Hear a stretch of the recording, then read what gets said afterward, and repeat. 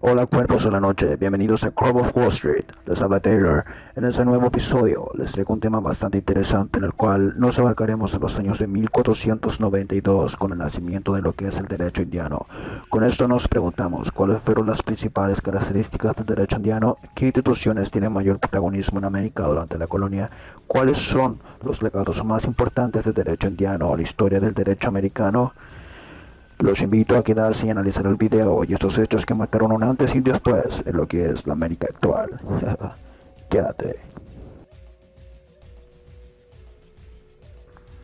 Bueno, el derecho indiano nació formalmente 3 meses y medio antes de que Cristóbal Colón zarpara del puerto de Palos de Morgan en su primer viaje de descubrimiento y casi 6 meses después de que arribara a la isla de Guanahani. Su certificado de nacimiento fue un convenio.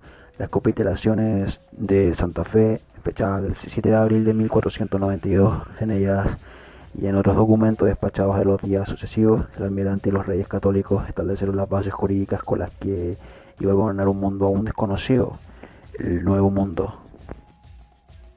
Bueno, el término derecho indiano se corresponde con la denominación particular del estatuto jurídico propio de la entonces llamada Indiana Occidental y también de unas instituciones reinantes desde fines del siglo XV hasta el comienzo del siglo XIX en este territorio, sin perjuicio de su permanencia hasta muy avanzado el tiempo en países emancipados de la corona española. Quizás uno de los primeros en referirse a este término fue el más destacado jurista español que puso sus ojos en los territorios de ultramar. Les hablo de don Juan de Solórzano y Pereira.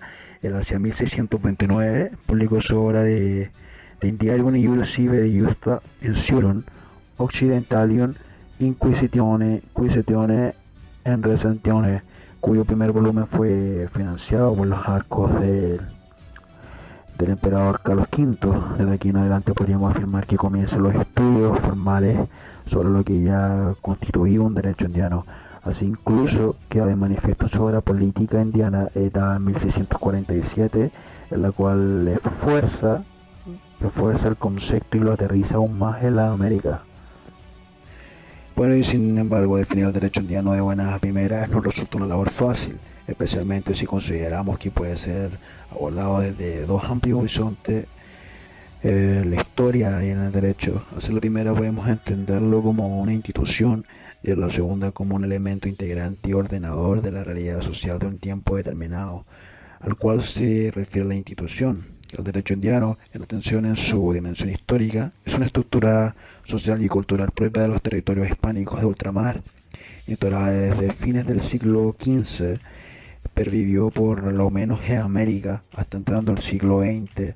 En él se consistía una serie de reglas jurídicas aplicables también a estos términos provenientes de tres fuentes: el derecho producido en la India, el derecho castellano como supletorio y el derecho indígena. Bueno, y cabe recalcar asimismo, preguntarse por qué las Indias tienen un estatuto social jurídico distinto a los demás reinos de España o incluso la de la corona de Castilla. Se no entra en un largo debate al respecto. Señalaremos que las Indias fueron consideradas provincias de la península ibérica, por lo cual tienen en su consideración legal un estatuto de igualdad para con los hispanos, así poseen y deben tener un derecho propio llamado indiano. Esto supone, como sostiene Beatriz Fernández Herrero, el derecho propio y particular de un reino y no de una colonia, como muchas veces tratamos de identificar el periodo del que hablamos a nuestras actuales unidades nacionales. El hecho de no ser considerado colonia sino una unidad particular con un derecho propio queda claro en la establección un 22 de enero de 1809 por decreto de la Junta Suprema de Sevilla, lo cual señaló los vastos y precisos dominios que España posee en la India no son propiamente colonias o factorias como los de otras naciones, sino una parte esencial o integrante de la monarquía española. ¿Cuáles serían las principales características del derecho indiano? El derecho indiano es esencialmente evangelizador, siendo los reyes castellanos profundamente católicos. Su visión del mundo es espiritual. Les interesa fomentar los intereses económicos y hay una preocupación fiscal muy evidente. Altamente protector del indígena, para los reyes eran tan súbditos suyos los peninsulares castellanos, leoneses, asturianos, como los de la India, criollos e indios, chichimecas, painos, onas, yacanes, filipinos, chinos, entre otros. ¿Qué instituciones tuvieron mayor protagonismo en América durante la época colonial? Cabildo, el sistema de reinato, la audiencia, gobernaciones, la Real Audiencia.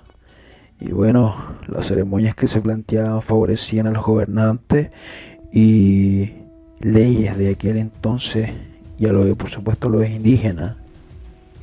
¿Cuáles son los legados más importantes del derecho indiano a la historia del derecho americano? Los legados más importantes que nos dejó el derecho indiano en América fueron especialmente los procesos de las leyes, como también el derecho penal, el derecho procesal, derecho minero, derecho laboral, derecho comercial y como también el derecho administrativo. En el siglo XVII la corona española asumió la tarea de recopilar y ordenar el vasto corpus jurídico elaborado para las Indias.